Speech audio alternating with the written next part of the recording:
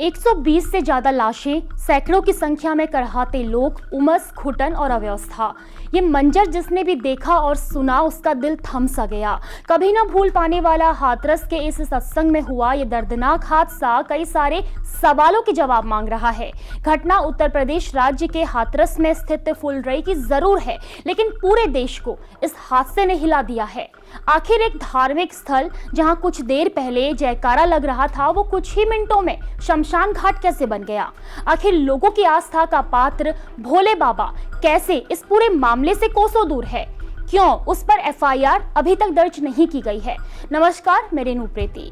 हाथरस दर्दनाक हादसे की कई वजह निकलकर सामने आई है, जो बयां करती है कि प्रशासन कितना लचर है, क्योंकि यहाँ गरीबों की जान की कोई कीमत ही नहीं है।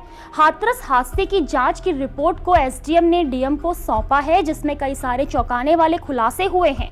आइए पूरा मामला आपको बताते हैं। 2 जुलाई माह का पहला मंगलवार हाथरस के फुलरई गांव में मानव मंगल मिलन समिति ने नारायण साकार हरि यानी भोले बाबा का सत्संग का कार्यक्रम रखा था।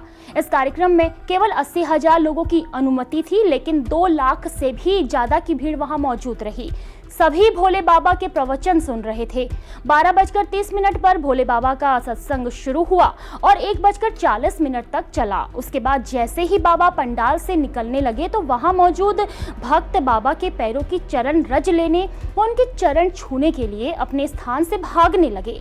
आपको बता दें कि यहाँ पर चरण रज से मतलब उस रंगोली से है जो सत्संग स्थल पर बनाई गई थी और जिस पर चलकर बाबा को निकलना था, क्योंकि भक्त इसी रंगोली के बुरादे को बाबा का आशीर्वाद मानकर दंडवत प्रणाम कर अपने साथ ले जाते हैं।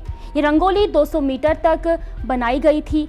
ऐसे में जब 1000 लोग रंगोली लेने के लिए दंडवत हुए और फिर उन्हें संभलने का मौका ही नहीं मिला, फिर सभी एक दूसरे से टकराते हुए गिरते चले गए और कुचलने का सिलसिला यहीं से शुरू हुआ। और इस रंगोली की कोई भी जानकारी प्रशासन के पास नहीं थी। तो वहीं दूसरी तरफ स्वयंसेवकों ने लाठी डंडों से भी भीड़ को रोकने की कोशिश की, जिस कारण कई महिलाएं गिर गई और भीड़ उनके ऊपर से गुजरती चली गई। वहीं इस भगदड़ के कारण काफी संख्या में लोग एनएच के सहारे कीचड़ युक्त खेत में गिर गए और उनके ऊपर से भी भीड़ गुजरती चली गई। वहीं भीड़ में मौजूद कुछ लोग गर्मी और उमस से बचने के लिए तेजी से जीटी रोड की तरफ दौड़े, लेकिन भीड़ को जीटी रोड पर सेवादारों ने रोक लिया। उनका कहना था कि बाबा की कारों का काफिला निकलने के बाद भीड़ को आगे बढ़ने दिया जाएगा। लगभग 30 मिनट में बाबा का काफिला निकला, जिसके बाद भीड़ को आगे बढ़ने का मौका मिला, लेकिन इस 30 मिनट में काफी संख्या में महिलाएं गर्मी के कारण बेहोश हुई।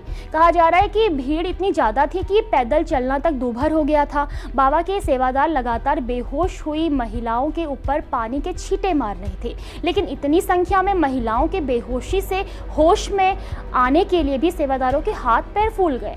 वहीं जिन मरीजों को सिकंदराराऊ स्थित ट्रामा सेंटर ले जाया जा रहा था, वहां ना तो बिजली थी और ना ही चिकित्सक स्टाफ, ऑक्सीजन तक नहीं थी।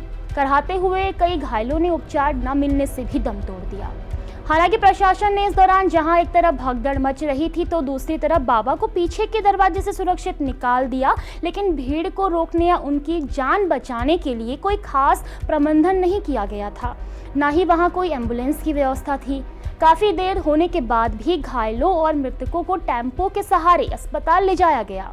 आपको बता दें कि जिस बाबा को सुनने के लिए लोग इतने व्याकुल थे और लाखों की संख्या में पहुंचे थे, वो बाबा खुद करीब 26 साल पहले सरकारी नौकरी किया करते थे। फिर उन्होंने नौकरी छोड़ दी और प्रवचन देना शुरू कर दिया।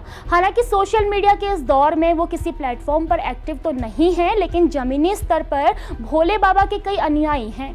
लेकिन हैरानी इस बात की है कि इतना बड़ा दर्दनाक हादसा होने के बाद भी पुलिस ने मुख्य सेवादार देव प्रकाश और अज्ञात लोगों के खिलाफ एफआईआर दर्ज की है, लेकिन इस खबर को दिखाए जाने तक सत्संग करने वाले भोले बाबा के खिलाफ कोई केस दर्ज नहीं किया गया है। इस पूरे मामले में अभी मौतों का आंकड़ा बढ़ सकता है। पीएम मोदी से लेकर तमाम मंत्री और उत्तर प्रदेश के मुख्यमंत्री योगी आदित्यनाथ ने मामले का संज्ञान लिया है। पीएम मोदी ने हाथरस में जान गंवाने वाले मृतकों के परिजनों और घायलों के लिए आर्थिक सहायता का ऐलान किया है। तो वहीं सीएम योगी हाथरस पहुंचे और उन्होंने अस्पताल में घायलों से मुलाकात कर उनका हालचाल जाना। फिलहाल खबर पर इतना ही। इस खबर की तमाम अपडेट जानने के लिए आप देखते रहे खबर उत्तराखंड। नमस्कार।